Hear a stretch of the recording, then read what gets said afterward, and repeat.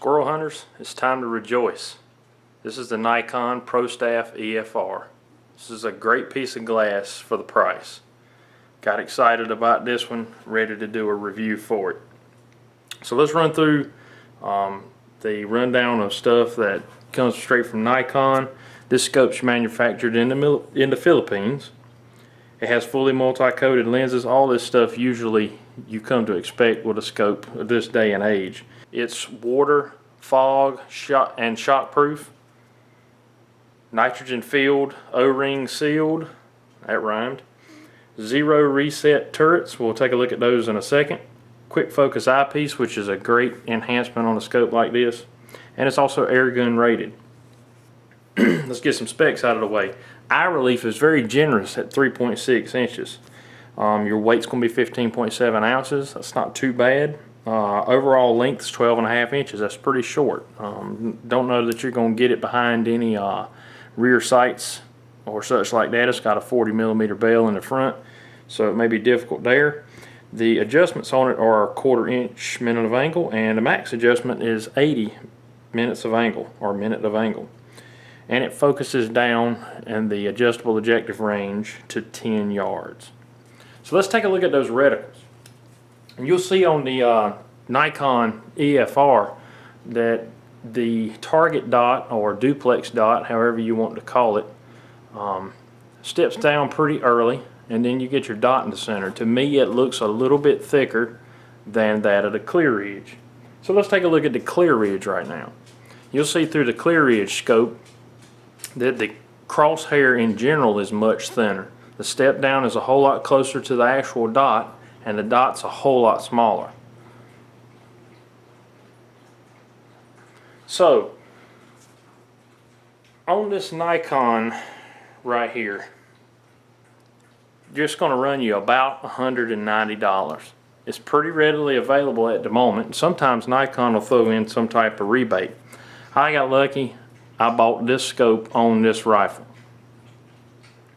Something you got to think about here too when you mount this scope to a CZ rifle, if you are mounting to a CZ rifle,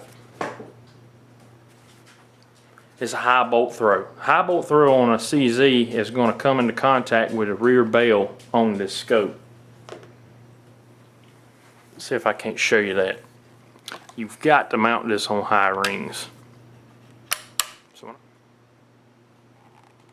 you can take a look right there. You can see my bolt has enough clearance. But that's only because it's on a set of high BKL rings. If these were on medium rings, this rear bail right here is much too large, and you'll actually make contact with the bolt on the CZ.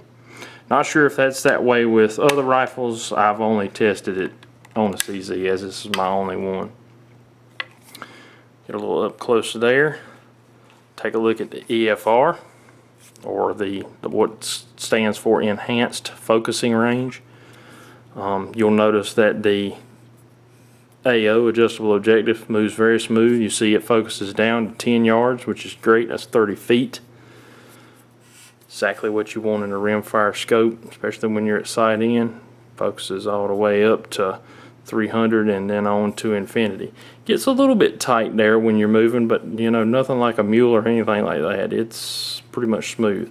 Keep mine set on 50 for the squirrel woods. Let's take a look at the power ring. So the power ring's got 3 to 9. It's rubbery right here. Got a little nub there for you to help to make adjustments, but it's nice and smooth as you should expect.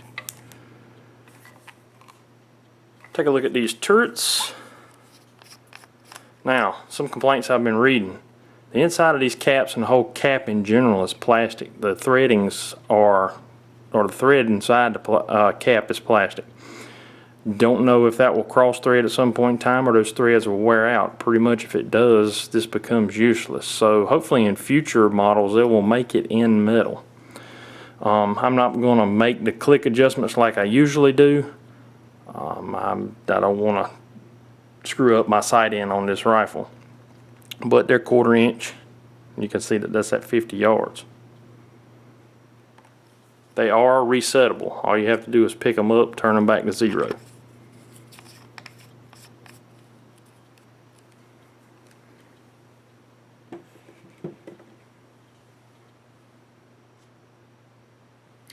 Alright, so something I certainly want to say. I know I'm been a big fan of the Clear Ridge scopes, and I still am. But when they're superior glass to me, I'll make that call on it.